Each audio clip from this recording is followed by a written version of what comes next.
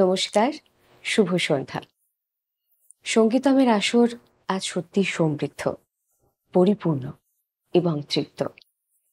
যে আসর প্রতিনিয়ত সঙ্গীতকে নিয়ে কথা বলে, সঙ্গীতের সঙ্গে জুড়ে থাকার চেষ্টা করে, সেই আসরে আজ আমরা স্মরণ করব গুরু জ্ঞান প্রকাশ ঘোষকে, এবং যার আশীর্বাদে আমরা গুরু জ্ঞান প্রকাশ ঘোষকে শ্রদ্ধাঞ্জলি জানাবো।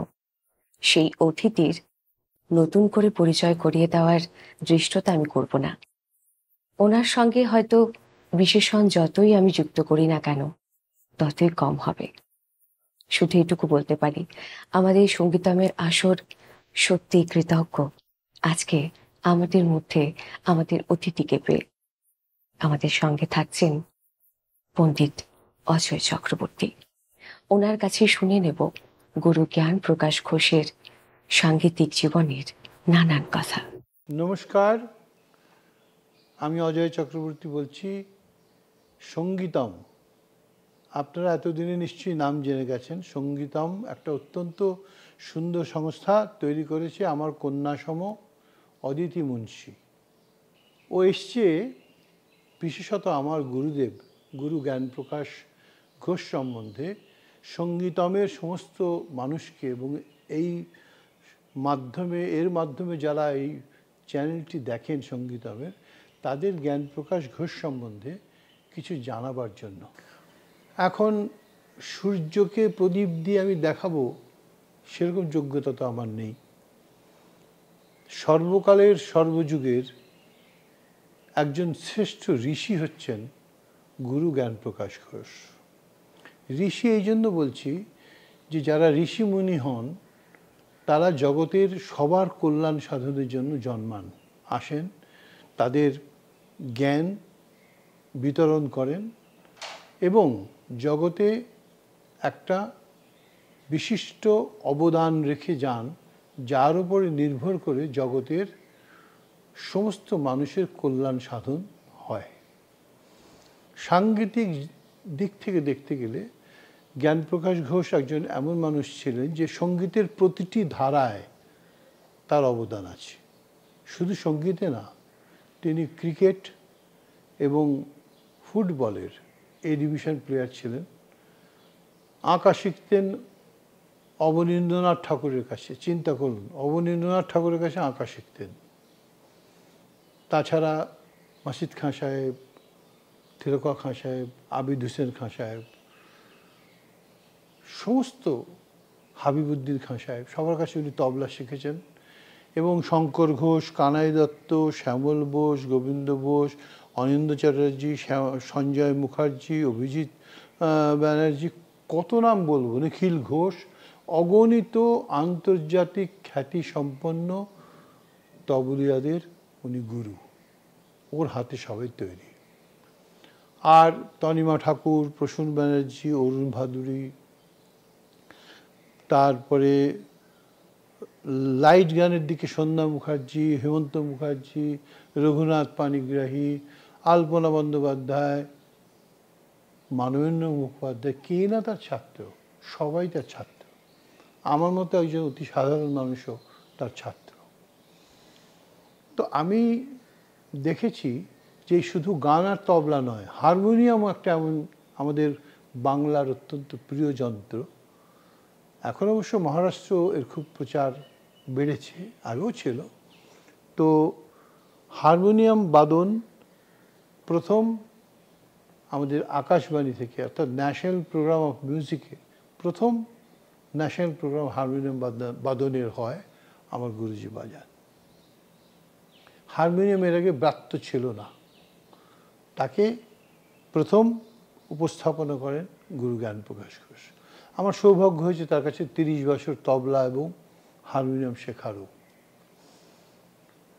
তারপরে তার এলেম নতুন দেশে আর তেহজিবে মৌসিকি, দুখানা বই ভারতীয় সঙ্গীতের অনেক কোনায় কোনায় অজানা তথ্যকে পরিষ্কার করেছে মানুষের কাছে। তারপরে আকাশবাণীতে উনি প্রডিউসার ছিলেন।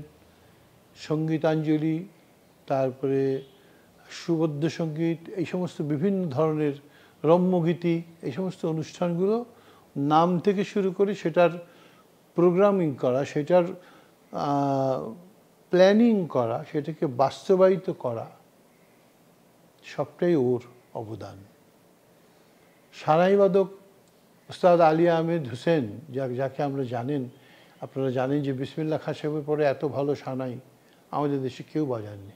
উনিও গুরুজির ছাত্র এবং গুরুজি ওকে অনেক জায়গায় অনেকভাবে অনুষ্ঠানে সুযোগ করে দিয়েছেন যাতে আলিদা খুব নাম করতে পারেন।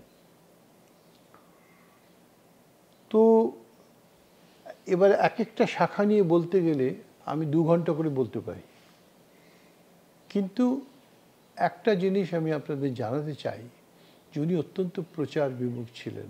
কত কিছু করে ফেলেছেন সে না বলে উনি কিছুই জানতেন না, সেরকম একটা ভাব নিয়ে চলাফেরা করতেন। ওনাকে বললে উনি বলতেন, মানে বুঝলে আমার ঠিক হারমোনিয়ামটা চেষ্টা করি ঠিক হয় না, মানে সেই যে মুন্নেশ্বর দয়ালের হারমোনিয়াম শুনেছিলাম বুঝলে বড় ভালো, অত ভালো হারমোনিয়াম আমি খুব কম শুনেছি। ও আর তুমি হাবিবুদ্দিন খানের কাছে বলছো? ও তো বসলে পরে মনে হয় যে ওরকম তবলা আর বাজবে না।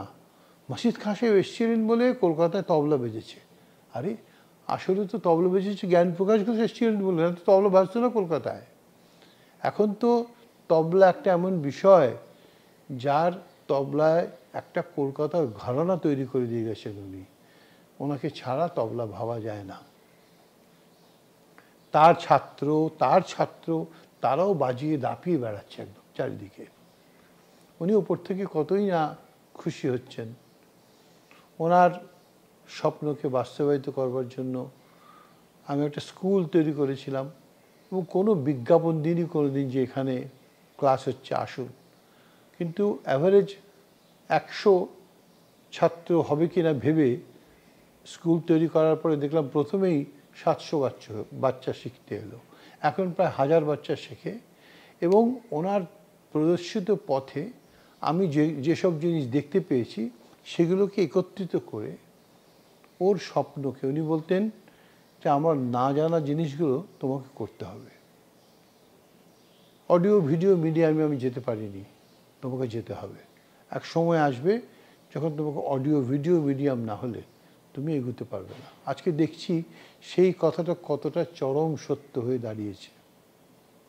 যাই হোক, এই জ্ঞানপ্রকাশ ঘোষ মানুষকে শেখাতেন যে কী করে অন্যের শুধু ভালোটা দেখা যায় আর খারাপটা নিজের মধ্যে বেছে বেছে চোর কাটার মতো একটা একটা করে বাছো। চোর কাটাগুলোকে বেছে ফেলে দিলে তোমার পাটা পরিষ্কার হবে। কারণ প্রথমে তো দৌড়তে হবে, দৌড়লে তো চোর কাটা লাগবে, চোর কাটা লাগলে তাকে সারা জীবন ভর পরিষ্কার করবে। উনি বলতেন যে সরস্বতীর বাহন রাজহাঁস কেন জানো? আমি চুপ করে থাকতাম, বুঝতে পারতাম না। তখন বললেন, একমাত্র হাঁস হচ্ছে একটা প্রাণী, দেখবে লক্ষ্য করে, যে দুধ আর জল মিশিয়ে দিলে এরকম পক পক পক পক করে দুধটা নিয়ে নেয়, জলটা পড়ে থাকে। সেই জন্য সরস্বতী বলেছেন যে সবার থেকে যে গুণ গ্রহণ করতে পারে আর দোষটাকে ছেড়ে দিতে পারে, সেই প্রকৃতপক্ষে সরস্বতীর বাহন হওয়ার যোগ্য। তা আমরা সব সরস্বতীর বাহনও না, বাহন হওয়ার চেষ্টা করছি যাতে সরস্বতী আমাদের সঙ্গে কৃপাপূর্ণ দৃষ্টি নিয়ে আমাদের সঙ্গে থাকেন। কিন্তু আমরা জানি না যে আমরা অজান্তে কত অহংকার করে ফেলি, কত কথা বলে ফেলি। বিশেষ করে সঙ্গীত জীবনে আমি তো প্রায় 67 বছর হলো আমি গান শিখছি। বিশ্বাস করুন আমি এখনো ঠিক এতটুকু শিখতে পারিনি। এবং এইটাই হচ্ছে সব থেকে মজাদার ব্যাপার, যেটা বুঝতে বুঝতেই 60 বছর চলে গেল যে কিছুই জানি না। এবং এই শিক্ষাও জ্ঞানপ্রকাশ ঘোষ দিয়ে গেছেন। বলছেন, গুরু বলে কারে প্রণাম করবি মন, তোর অতীত গুরু পথিক গুরু, গুরু অগণন। গুরু বলে কারে প্রণাম করবি মন। গুরু পূর্ণিমা এই জুলাই মাসে আসবে। তার আগে আমাদের মানুষের সবার মাথা যেখানে নত হয়ে গেছে, মাথা নত করে দাও হে তোমার চরণ ধুলার তলে সেই গুরুদেব গুরু রবীন্দ্রনাথ ঠাকুর এবং গুরু জ্ঞানপ্রকাশ ঘোষ, এই দুজনের জন্ম একই দিনে 25শে বৈশাখ। সাধারণত 9ই মে আমরা তার জন্মদিন হতে দেখি, কখনো 8 মেও হয়, এবছরে 9ই মে।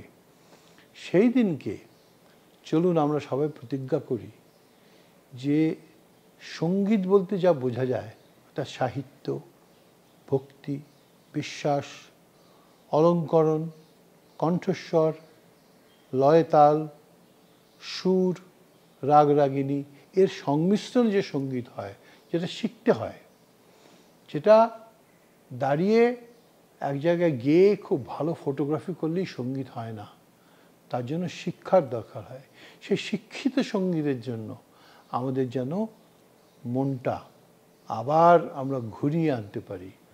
এখন সব থেকে যাদের কোনো সাকসেসফুল হতে পারেন না, তারা গান করে চান গায়ক হতে। যারা কোনো কাজেই সাকসেসফুল হতে পারেন না, তারা গায়ক হতে চান। কিন্তু এটা বুঝতে হবে যে সব থেকে সাকসেসফুল হওয়ার সব থেকে সুন্দর এবং সব থেকে সৌন্দর্যময় পথ হচ্ছে সঙ্গীত। এই সঙ্গীতের মধ্যে যারা কন্ট্রিবিউট করেছেন, যারা অনেক অবদান রেখে গেছেন, তাদের মধ্যে একটা বড় ছবি লাগিয়ে রাখবার যার দরকার, তিনি হচ্ছেন গুরু জ্ঞানপ্রকাশ ঘোষ। তার রচনা হয়তো আমরা জানি না যে 2000-এর উপরে গান উনি রচনা করেছেন। রাগ রচনা করেছেন 2-একটা, তার মধ্যে একটা হচ্ছে বিশেষভাবে অনেকে জানেন না, সে তার নাম হচ্ছে বিলাসী টোড়ি। বিলাসী টোড়িতে একটা উনি গান করেছিলেন, বললেন যে দেখো এই রাগটা কীরকম হয়েছে। উনি গানও করতেন, কিন্তু গায়ক হিসেবে পরিচয় দিয়ে কখনো গানকে সামনে রেখে উনি চলেননি। উনি চলেছেন সামনে বিদ্যাকে রেখে।